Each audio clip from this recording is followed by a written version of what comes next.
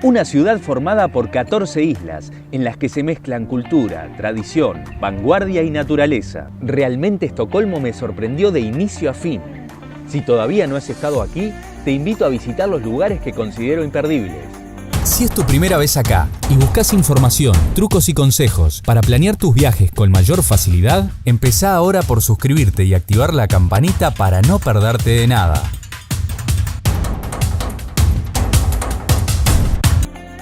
¿Estás planeando tu viaje a Estocolmo y todavía no sabes muy bien qué visitar? No te preocupes, la capital sueca es una ciudad muy diversa y con una multitud de actividades donde no te faltarán cosas que hacer. En este video te voy a regalar una lista de aquellos lugares que, en mi opinión, no podés perderte. Gamla stan es el casco antiguo de la ciudad, uno de los más grandes y bien conservados de Europa. Allí se fundó la ciudad en 1252 y sigue siendo una de las zonas que concentra gran parte de los atractivos de Estocolmo.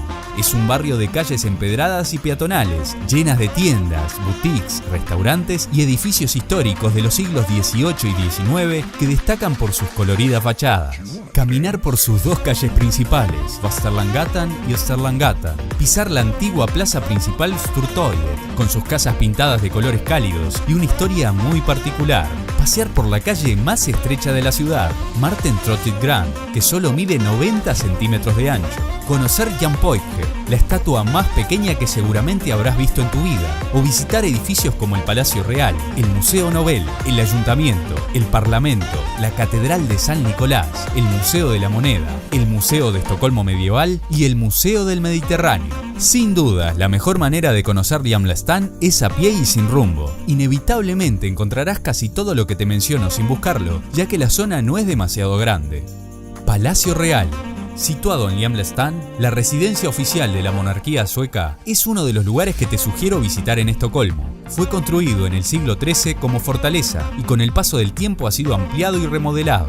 Actualmente tiene más de 600 habitaciones distribuidas en 7 pisos, lo que lo convierte en uno de los más grandes de Europa. Una parte del palacio puede ser visitado por dentro. Las visitas varían según la época del año, pero mayoritariamente está abierto todos los días en el horario de 10 a 17 horas.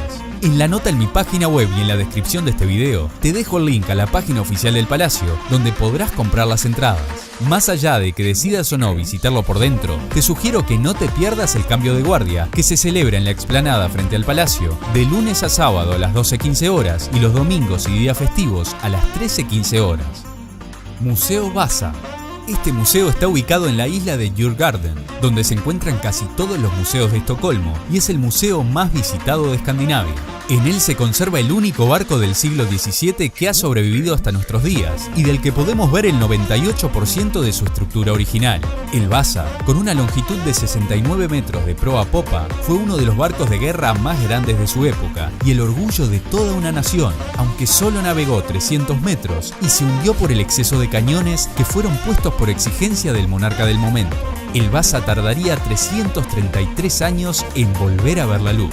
Recorrer este museo vale la pena aunque no entiendas nada de buques de guerra.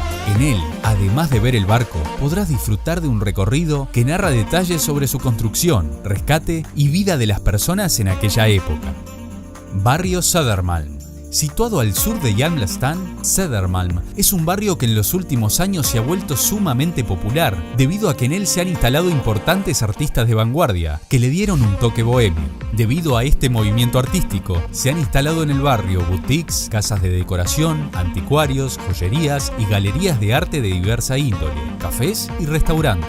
Si visitas este barrio, te sugiero no dejar de subir al mirador Katarina Hyssen, una estructura metálica de 38 metros de altura, desde donde tendrás unas vistas panorámicas inigualables del puerto y el barrio antiguo de Estocolmo. Para acceder al mirador tenés dos opciones. En el número 1 de la calle Stadgarden se encuentra el acceso para subir mediante un ascensor de pago, pero si querés evitar pagar para subir, te sugiero visitar el mirador al regreso de haber realizado tu visita por el barrio de Södermalm. De esa manera, entrarás por la parte de arriba, tomando la calle Djurgården, y desde allí podrás acceder a la pasarela, que es la que conecta la parte alta de Södermalm con el ascensor.